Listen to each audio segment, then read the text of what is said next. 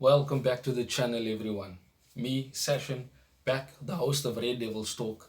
It is a new year, we are in February, but the reason why I've taken quite a bit of time to get back to you guys is because I've been looking for ways to improve the channel as it is. Of course, I want to have more subscribers, I want to grow the channel and the community. I can only do that with your help, and of course, me, myself, looking at new ways to innovate and, of course, bring you better content.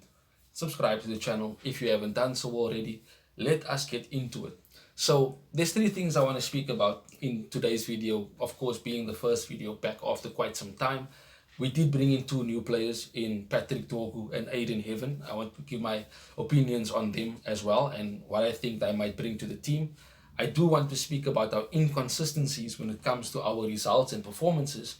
And I just want to give my general thoughts on what I think Amorim'S tenure has been like at Manchester United thus far. So let's get into it. Let's speak about Patrick Dorgu. We know we've signed him from Lecce.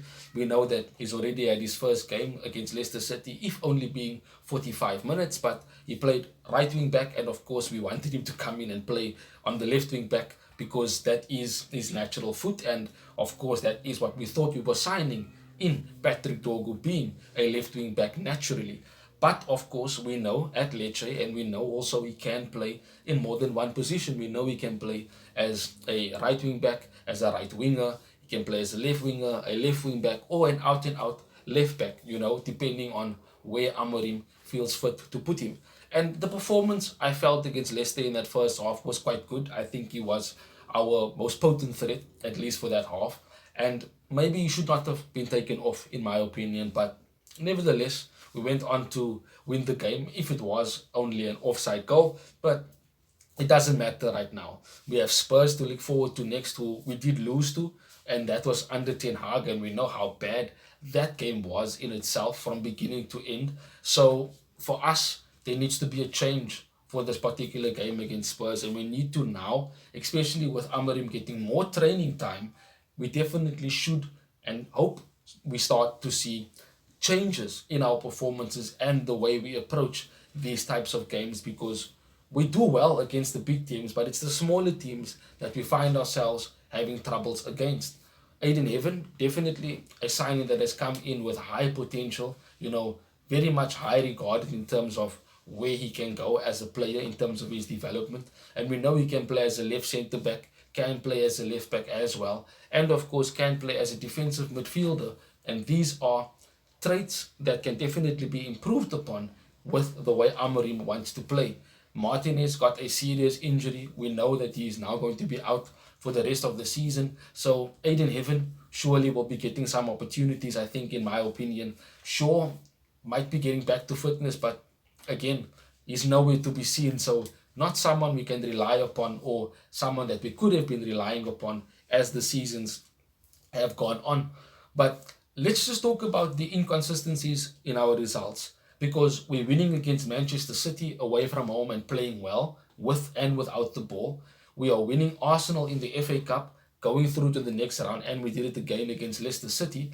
And of course, I'm not comparing Leicester City to Arsenal, but in terms of us progressing in the cup competitions, we're into the knockout stages of the Europa League without having to play playoffs. That in itself is something that is really, really, really good and helps us in the long term in terms of wanting to try and win the Europa League. I don't think we can, but you never know. Football is different and it's crazy. And of course, we kind of know how to perform when it comes to these big one-off games, So let's see what happens in the Europa League.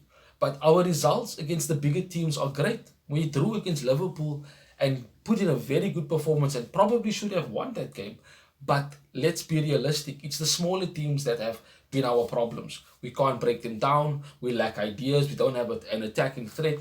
And it's easier to play against the bigger teams because we sit back, we look to counter, there's more space. And of course, we kind of play on the back foot most of the time.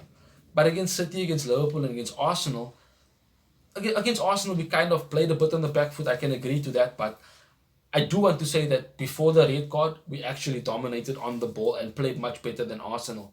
We did it against City, we did it against Liverpool, and now the smaller teams, the Bournemouths, the Fulhams, the Brightons, the Southamptons, if it wasn't for Ahmad and his hat-trick, we lose that game as well. It's Rangers, it's Leicester City, their second team we struggle against and have to win by an offside goal, So it's difficult. Amorim sees how we can play against bigger teams, but he's getting frustrated by how we are struggling against the smaller teams. And it's probably because our players are not good enough. And that's just my opinion. I do think some of our players are not good enough, and that is why we struggle in these games. Confidence is a factor. The way the players mentally approach the games is a factor. But quality, on and off the ball, that is where we are lacking. And we might have good players, and we might have players that can become great world-class players, but right now, we don't have those type of players. They are not at that levels yet that we need them to be competing for the highest honors. Let's move on from the inconsistencies of our performances, because I'll probably speak more about that in the preview that I will do when we talk about Spurs and how Amorim will be looking to approach this game. So, as I said, the last thing that I want to speak about for today's video, just being a video, for showing that I am back and letting you guys know that I am not gone. I am here. I know that some of you guys have been waiting for me to get back into the swing of things and speak to you guys and give my opinion, because I know there are some of you out there that definitely do respect my opinion and, take heed to what I say and also agree with what I say. And those who disagree, I welcome you as well. I definitely would love to debate why you disagree with certain things that I say. Please, most definitely, come and join the channel, subscribe, let me know exactly what your thoughts are. So, Amorim's tenure so far hasn't been good, it hasn't been great. It's kind of been in between. As I said, we do well against big teams, but against the smaller teams, we struggle. And Amorim certainly would have wanted to see better performances, improved performances, but for some reason, some of these players just cannot improve. Delo has not had one good game, in my opinion, under Amorim since Amorim has been here.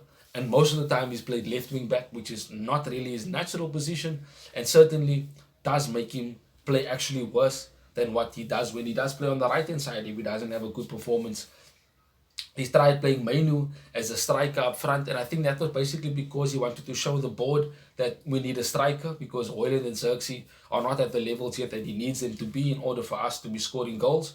And that in itself is another conversation. Some of the players that we have signed under Erik ten Hag have come in and have not improved. They have not improved the team or the squad and have not taken us forward as we thought they would. But again, you look at the environment.